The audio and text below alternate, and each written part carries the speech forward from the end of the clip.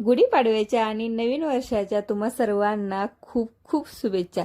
तुमच्या सगळ्यांच्या छान इच्छा, तुमचे प्रयत्नांना यश मिळो आणि तुम्ही सुखी, आनंदी आणि निरोगी राहो हीच स्वामींकडे प्रार्थना।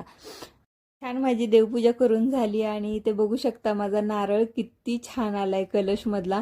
मी पहिल्यांदा असा लावलेला आहे आणि इतका सुंदर नारळ आलेला आहे। तोपर्यंत अनुने केले झेंडूची फुलं आणि आंब्याच्या पानांचे हार।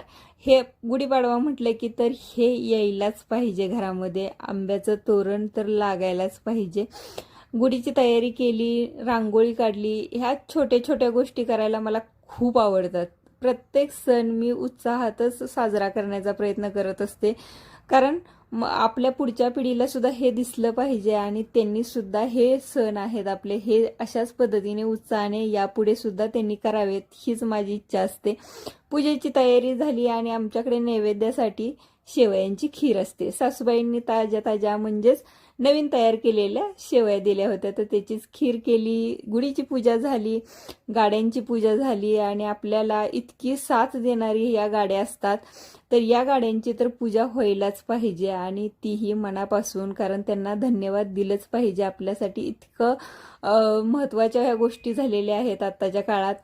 तर असा होता आमचा गुढीपाडव्याचा सण। प्रत्येक सण असाच आनंदात आणि उत्साहात साजरा करा। नक्कीच तुम्हाला अजून एकदा गुढीपाडव्याच्या खूप खूप शुभेच्छा। माझा लूक असा होता, तर तुम्हाला कसा वाटला नक्की कमेंट करून सांगा।